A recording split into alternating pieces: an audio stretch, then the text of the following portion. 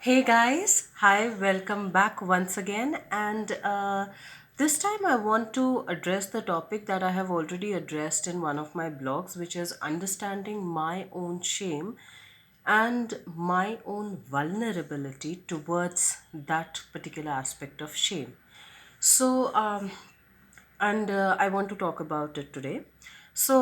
This incident happened a few weeks back, wherein I had to go for an X-ray scan, and as was the protocol, I had to remove all of my accessories and my jewelry, which I did, and I had put it in my wallet. After I had put it in my wallet and gotten the X-ray scan done, I met a friend of mine, and since we met after a long time, we decided to catch up with each other and spend a little time together.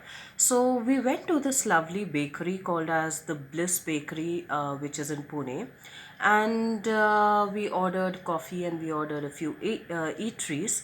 And while doing the transaction, I unfortunately and carelessly had dropped my gold chain.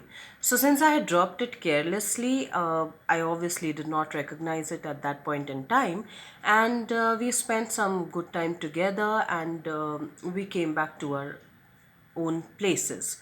And I got busy doing my routine, regular stuff, taking care of the household chores. And I completely forgot about the gold chain that I had kept in the wallet. Now, after the day got over, the next day began, and I still did not recollect anything about the gold chain till I came back from the office the next day to suddenly realize that the chain around my neck was missing. And I was quite okay with that because I knew where I had kept the gold chain. So I went to look for it in my wallet, and I did not find it there.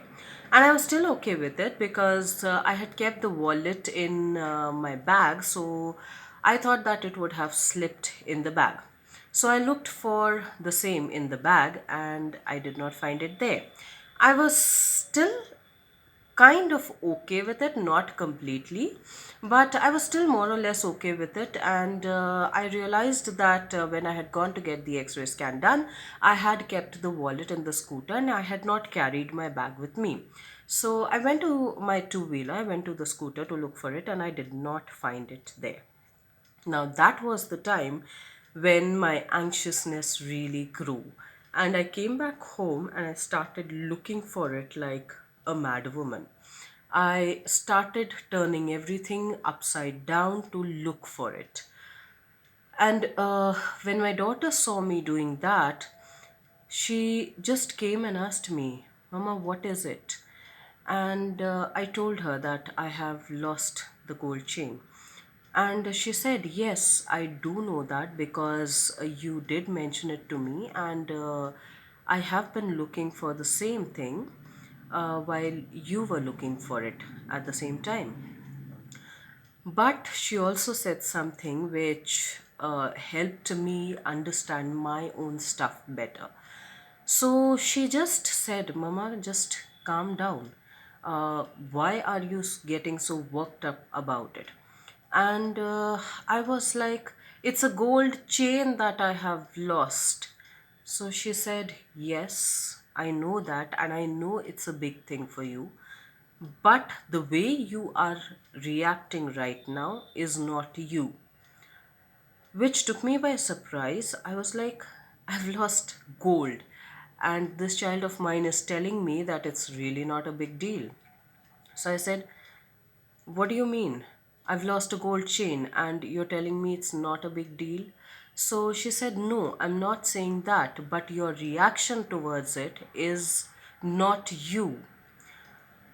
Which she told me that she actually said, Mama, you're not one of those people who would get so hyper anxious and so anxious about losing a thing. We all have lost things, we all lose things, and we will lose things in our lives. We have also lost our own people, so many people. And somewhere a voice inside of me, after hearing that, just came up and said, we have even lost our own selves most of the times, wherein we've not been able to hear our own voice, and we've gotten so caught up with the noise outside that we fail to hear ourselves. And when we do that, we actually lose our own selves. And that just shook me. So I took a little time and I sat with myself to understand exactly what was it that was triggering. And she also said that, it is something bigger, it is something much more than the gold chain. And those two things made me sit with my own self to address the stuff that I was going through. And when I realized, when I connected, the voice that came up, or the voice that the head started to say was, "You are so careless. You are so dumb." Which meant, how are you so absent minded? Which also meant that I was stupid and I was irresponsible, because if I had been more attentive, I would not be stupid. I would not have lost things. I would not have been so careless, and being careless actually meant that I was irresponsible. So, all of these things started to form a canvas in my head, and all of these thoughts were getting connected to one another. And that was the time when I started to feel really small about myself, when I started to feel very shameful about myself. And I got at least I got a preview of to as to what I was feeling. So, when I was feeling all of these things, and the canvas of the thoughts was getting bigger, and all of the adjectives were getting added to it, more and more adjectives were getting added to it. Um, it also went down to my childhood, wherein I, as a kid, had been a very joyful, a very lost in my own world kind of a person, or a kid, which most kids are. But as we start growing up, and we are still, caught up in our own world, and we have this fancy land for our own selves, wherein most kids get lost, our adults, our society, the elders, not unintentionally hurtful, but somewhere they tell us that the kid is very careless, the kid is irresponsible. And that starts to build up, and that was also something that was coming up. So I had to sit with it to be able to understand it. And as I said, the canvas started to get bigger. There was also a dialogue in the head uh, that was kind of a dialogue between two people happening at the same time. Or, in fact, there were three people inside of me at that point in time, wherein they were having a different conversation and a different dialogue altogether. Now, the dialogue went something like this. The rational part of the brain said, "Okay, you've lost the gold chain and you are careless. Now, can you do anything about it?" So, a part of the brain says that, "Yes, I can go and look for it." The brain says, "Where would you look for it?" And I was like, "At the places that I had been to." So the this part of the brain, the rational part of the brain, again says, "Okay, if you don't find it there, will you look for it on the road as well, like the entire stretch of the roads that I had crossed?" And I was like, "No, I don't know. Maybe I really don't know." Okay, now this rational part of the brain again says that, okay, you can't look for it on the road because that will be maddening. You can go and look for it at the other places wherein you had stopped. What are the chances that you will get it over there? And the other part of the brain says, bare minimal. And this part of the brain says, why? The other part of the brain says, because I had carelessly lost it, And if somebody finds it, it's a gold chain, so obviously it works for their advantage, so they would not return it. Why would somebody return uh, a gold chain if it can work in their advantage? So this part of the brain says again that okay, very likely you'll not find it. If you do, it's a miracle. If you don't, you've lost it. Now what? So, this part of the brain, the other part of the brain that was giving the answers, started manufacturing another story, which was a very self defensive mechanism, which went into saying that, okay, I'll go and look for it. Chances are I'll not find it, I'll not get it back. And if I am not getting it back, then maybe, its purpose was to solve me only up to serve me, sorry, only at up till this point in time, and maybe somebody else was more in need of it, and that is why unconsciously, carelessly, I dropped it so that it could serve somebody else better. And yes, and it serves them doubly better than it has served me. So, this was the kind of story that the brain manufactured in case I don't get it. So, which is like a consoling mechanism that the brain was manufacturing, which is somewhere like, okay, this part of the story is over. It is dead. It is gone. So, you can only console it. It's lost. So, now again, we need to understand that the brain does not like losing. The primitive part of the brain and the left hemisphere of the brain, that is ego driven, doesn't like to lose anything, because losing in the primitive aspect actually means losing life. In case when we imagine that when our ancestors lived in the jungles, and when life was very precious, and when we were surrounded by the fastest and the strongest of the predators, losing would actually mean losing life. So the brain understands losing as losing life. Now, this story had been manufactured like, okay, but there was something inside of me that, despite having manufactured the story, I was still not feeling good about myself. I was still not able to console myself. And there was a faint little strong but and a firm voice. It was a faint voice, but it was strong, it was gentle, it was firm, which said, you need to sit with it. You need to understand it, because unless you do not address it, you will keep manufacturing these stories in your head, and you will keep running away from it, you will keep dodging it, and you will keep repeating the same patterns over and over and over again till you learn something from it. And I never wanted to do that. I never wanted this, at least this shame pattern of being careless. I did not want to repeat that anymore, or at least not to a great extent. So I sat with myself, and I wasn't liking what I was feeling, and it was growing.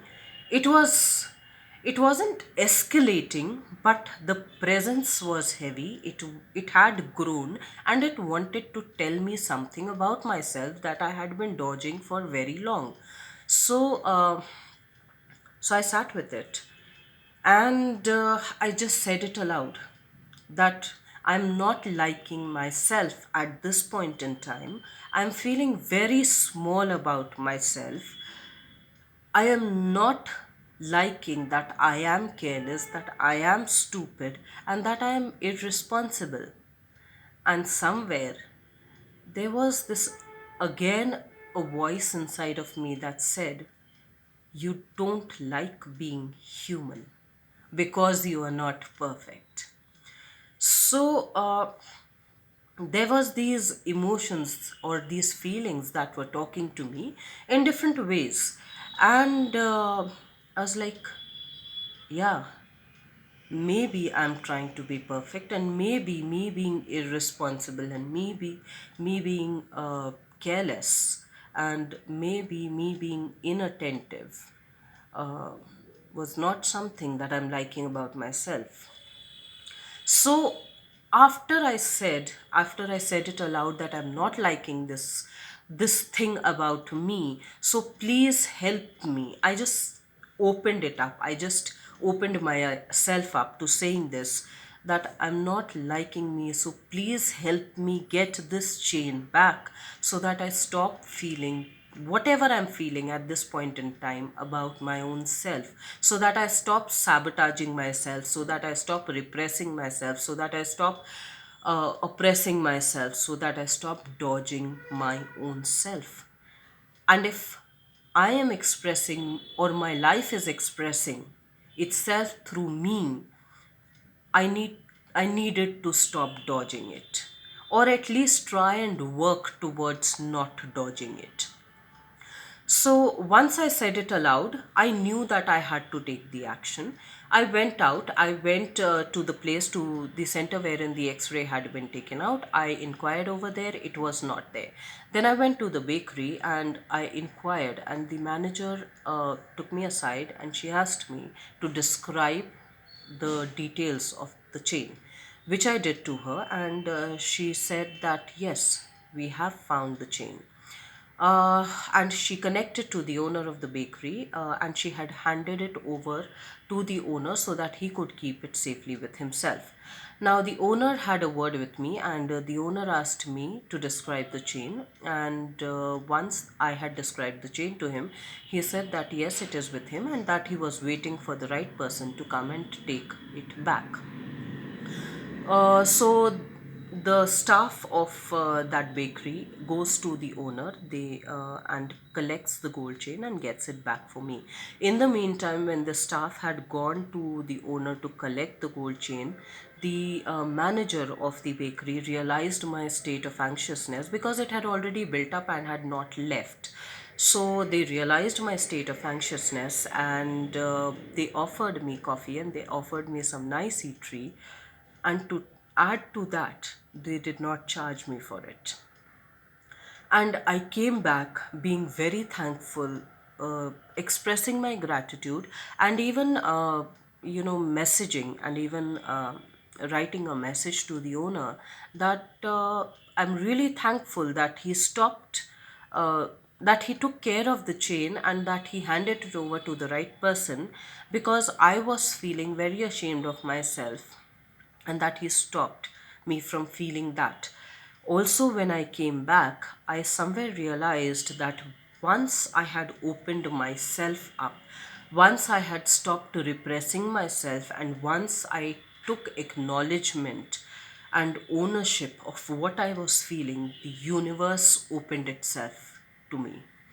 And the universe also brought in people uh, who were who were willing, or who were as honest uh, about about not taking the chain. Yeah, about not taking the chain. They could have easily taken it because it was my fault that I had dropped it, and they were not obliged in any manner possible to return it to me.